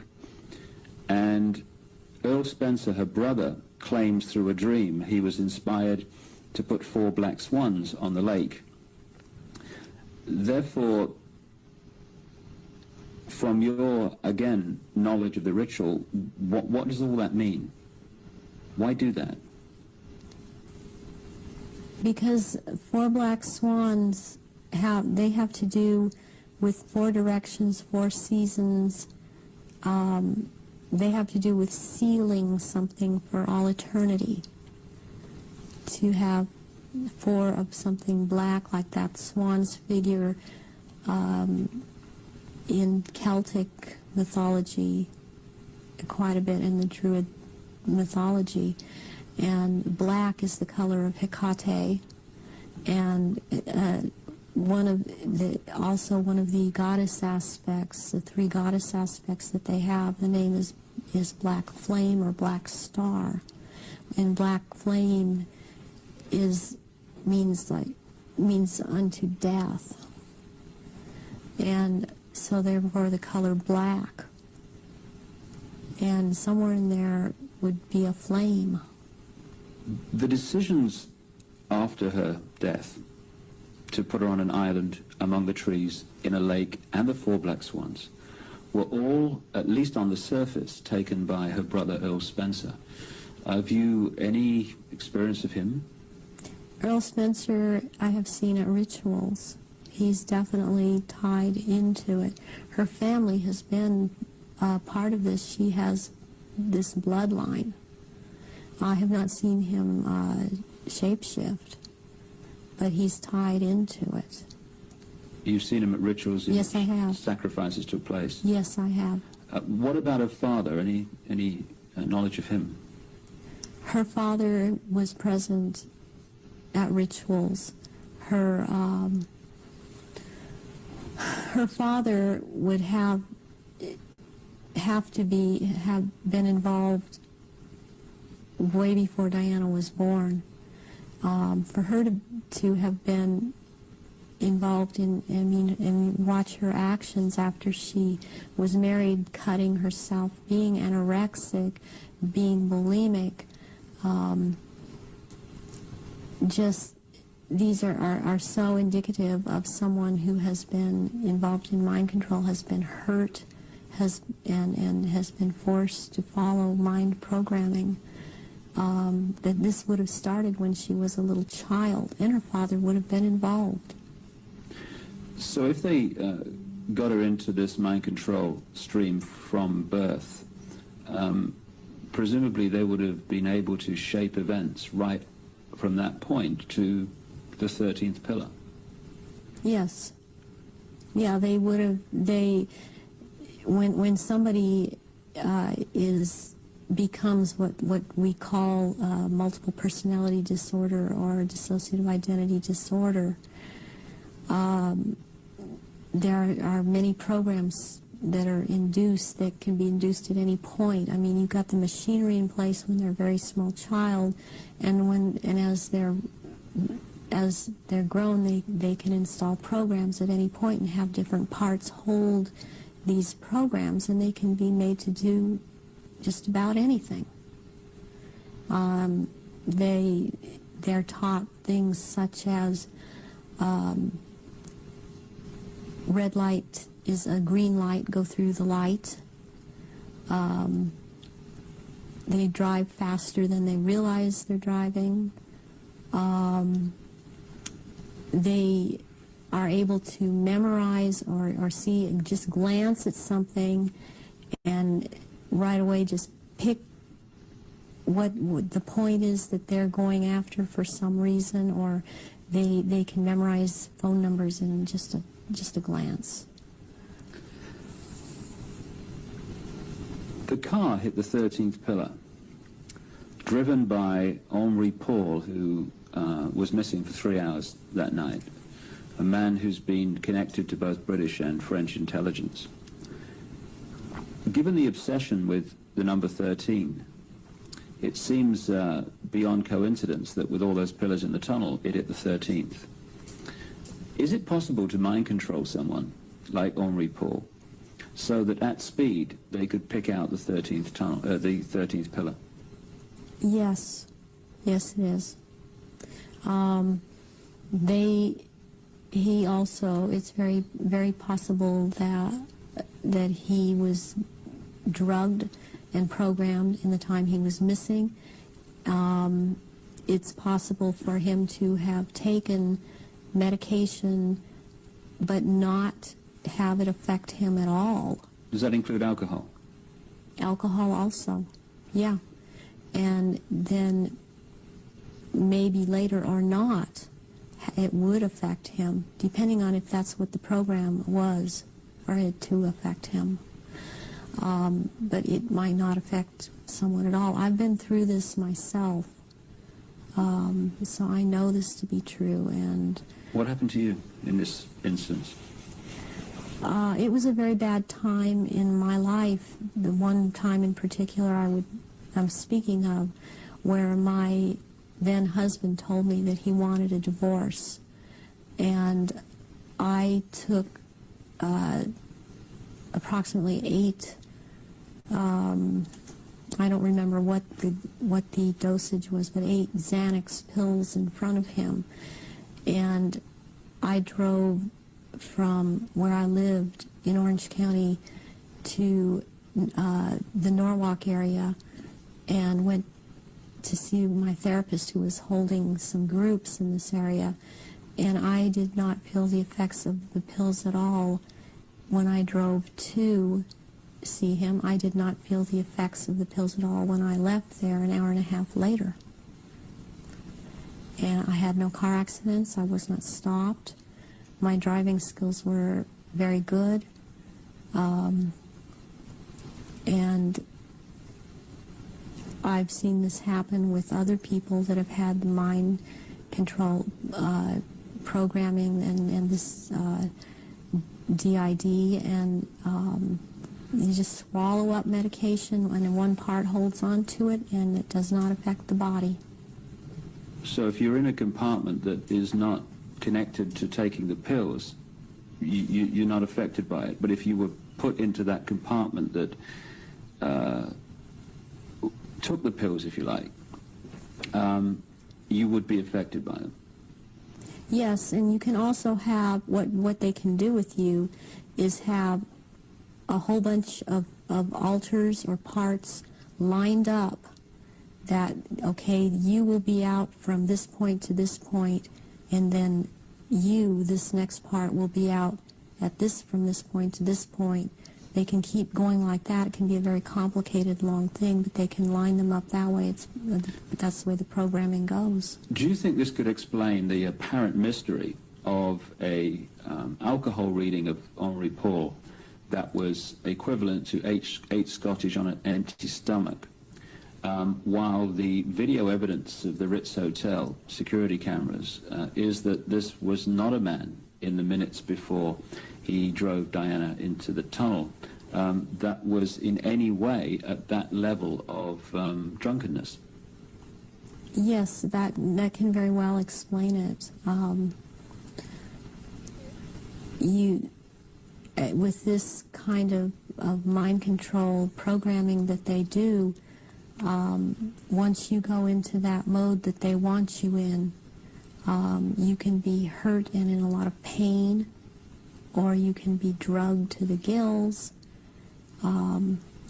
or have drunk too much, and you appear to be in no pain at all, appear to be perfectly with it, and you don't feel it. You feel all right. People would find it difficult, just coming from their own experience and observation, that someone could drive a car into a tunnel at considerable speed and pick out among 30 odd the 13th pillar. How is that possible to program someone to do that? Because that someone has been taught and programmed and taught and programmed and taught for quite a while how to do this at a very fast speed. The mind works very fast, and if they have the mind and body connected the right way, they can drive. They would have been able. This person would have been able to drive into the 13th pillar at a fast speed. Would that have been happening on a conscious level, or would the subconscious have been pulling the strings? This would be on a subconscious level, and the person would not be aware themselves of what they were doing. In those crucial minutes before Henri Paul got in the car and drove away, would someone have had to have given him the trigger to access and activate the programming then? Or could he have been in some way pre-programmed to be triggered at that time? And if so, what would that be? Well, he was probably programmed to do all of this at a trigger signal. And so what happened is that somebody triggered him with a preset signal that he was told, when you are given this signal, you will act out, you know, but the program was already set to go off when the trigger, when he saw the trigger. What form could this trigger have taken? It could have been a hand signal, it could have been a certain type of handshake, it could have been a color that he saw that was flashed in front of his face. It could have been a certain person doing a hand signal. It's most likely that there was a person present that he was to react to when this person said something or signaled him in some way. Given the extent of your programming from birth, how was it possible for you to break out of it, as you appear to have done now? One thing that happened is that in 1989, my programmer handler died, who was Mengele. And he was in this country so much, and I was around him so much, and he had a lot of control over me. And what happens when a programmer handler dies, they usually have taught the person that they've been working with, to be very, very loyal unto death to them. And that's something that they, in the end, it works against everything, because when they die, even someone else coming in and trying to take over, a lot of these altars are not open to that and are loyal to that one person. And in my case, Baron Guy de Rothschild is the one that tried to take over. And for some number of years, there was a lot of the time, half the time they got their way, and half the time they didn't. And in major things, they did not get their way. One of the things that I went out and did in 1993 was I cut my hair off, and because I was publicly seen and known to have very, very long hair, I could no longer be seen. I could not be seen with my hair cut off short. This would have caused a lot of questions with other people that had been programmed. And they still tried to carry on with other parts where I wouldn't have to be publicly seen, because they still consider me to hold this status. And they still consider me their property. I was always told I was their property.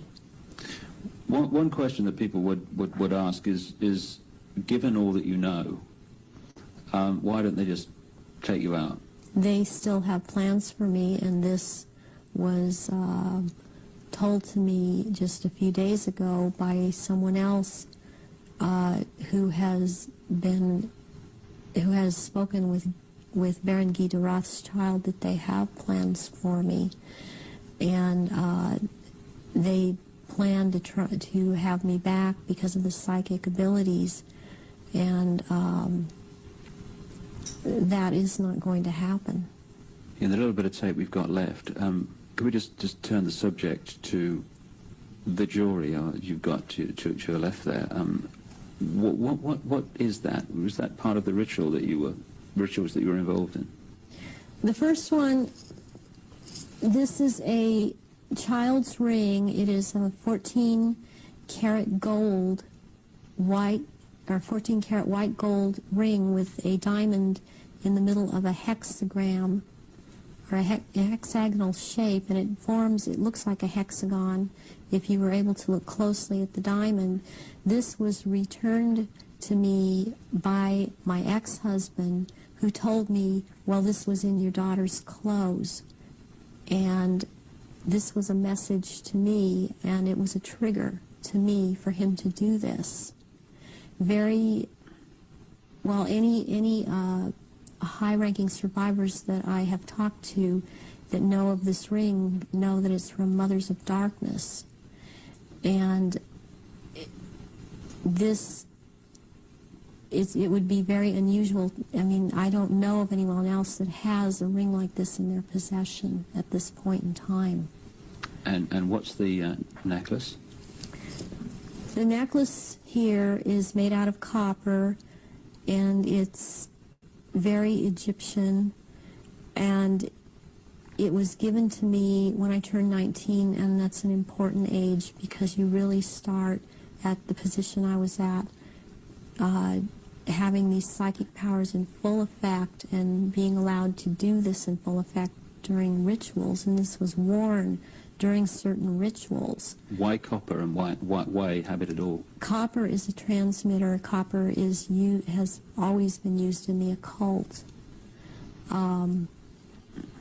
It has a specific meaning. The meaning it has is because I had a triad of altars that were very active in a lot of rituals, and the triad was Isis, Osiris, and Horus. And Isis was the part that drew down the moon, and Osiris performed the rituals, and Horus was what was born of performing those rituals. Just in the literally 3 minutes we got left, 3 or 4 minutes, I know it's difficult, but I want people to understand the nature of what's going on to so many people today. What sort of things were done to you as part of your traumatization as a child and later? I was electroshocked to the extent that, my parents were told when I was in first grade that my IQ was 70 and that I was retarded, and they said I would be retarded. I always had trouble in school when I was in school because I missed so much school. My school records are missing. They've just disappeared. I have medical records that are missing. My birth certificate appears to have been tampered with. I have had my eyelids taped open, and so I couldn't shut my eyes. I have been electroshocked. I've been put into a narcoleptic sleep and had earphones placed over my ears and had messages repeated and repeated for days. I've had drugs injected into my body so that my nerves were just like on fire, and then they would just touch me. Since I wasn't allowed to have marks on my body, they couldn't use a cattle prod on me, but they do use cattle prods on people in torturing them, and they do use electrical stimulation to the genitals and also on the teeth. And they like to inject between the toes and under the fingernails and up in the gums. I've also had some kind of scarring done up through the roof of my mouth all the way up to the brain stem back here that gives me a photographic memory. And I have calcium blocks around the pineal gland that seem to be perfectly spaced and even, and it's very, very curious. The doctors can't seem to come up with a reason for that. I have been programmed to be anorexic, to be bulimic. For the government programming, since I was also used by the government in this country, I was programmed to cut my arms if I started to remember, which I was punished for by the Illuminati, as I was not to have these marks upon myself. I was made to eat my own feces as a little child. I was made to drink my own urine. I was not allowed to go to the bathroom. I was placed in a sensory deprivation tank. I had my shoulders, my knees, my toes, and my fingers, my elbows dislocated and then put back into place when they wanted me to be traumatized. I've repeatedly had phone calls of tones coming over my phone, and tones that you can't make by pressing telephone buttons, tones that sound like sonar sounds from a submarine, tones that sound like they were made by some type of instrument.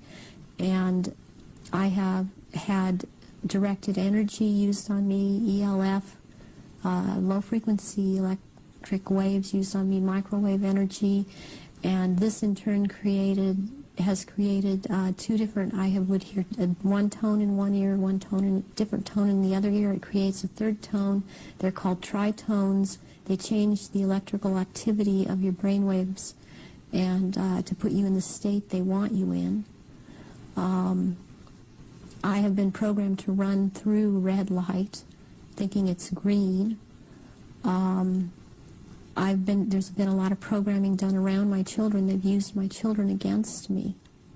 And it's a very painful subject with me to know that this is happening to my children. The same thing that's happened to me. It's easier. I don't know if I can make people understand this. It's easier for me to have, okay, I can handle that I went through this. And what I want most is to expose these people because of what they're doing to children all over. But they're doing it to my children too. And my daughter believes I've abandoned her. My son believes I abandoned him. And they don't have hope when they're children. They don't have hope when their mother's taken away from them and they're told that their mother just left them. So this is a cycle that goes on with thousands and thousands of survivors, not just myself. And this is how they perpetuate it if there is a parent that's protective that believes and has found out this is happening.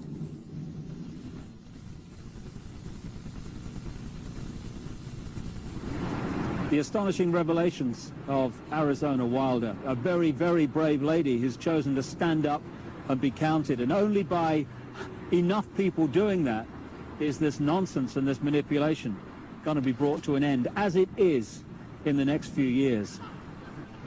Well, we've come to the end of our little tour of the center of global control, and we're here now outside the Houses of Parliament in London, the so-called mother of parliaments, because of course it has provided the blueprint for so many other so-called democracies all around the world. Well, in fact, it's just another vehicle for the one-party state that is relentlessly turning out legislation advancing this global centralization agenda.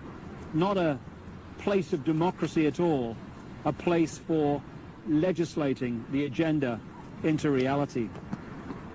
Well, you've heard the information and possibly read it in The Biggest Secret at greater length also. The question is, what are we going to do about it? That's entirely up to you as an individual and me as an individual. As someone once said, what you think of me is none of my business, and it's not. This is just information, make of it what you will. But what we make of it and what we decide to do in the light of this knowledge will decide the kind of world that we and our children are going to live in the next few years and beyond. The Chinese have a word that means at the same time both danger, crisis, and opportunity.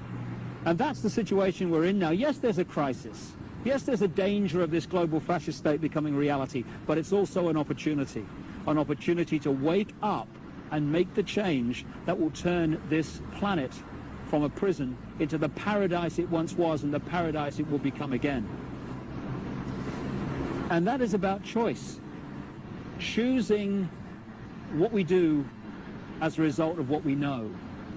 And I quote in my books a number of times an American comedian called Bill Hicks, a genius in his way, very angry man, but a very brilliant man, a very profound man. And he described life in this way. He said, life's like a ride in an amusement park. And when you go on it, you think it's real, because that's how powerful our minds are. The ride goes up and down, round and round. It has thrills and chills, and it's very brightly colored, and it's very loud, and it's fun for a while. Some have been on the ride for a long time, and they remember and they come back to us and they say, hey, don't be afraid ever, because this is just a ride. And we kill those people. Shut him up. I've got a lot invested in this ride. Shut him up. Look at my furrows of worry and my family and my big bank account. This has to be real. It's just a ride. But we always kill those good guys who try to tell us that and let the demons run amok. But it doesn't matter, because it's just a ride. And we can change it anytime we want. In other words, it's just a reflection of our own attitudes. And to change, as Bill Hicks said, doesn't need big bank accounts. It just means a choice right now between fear and love.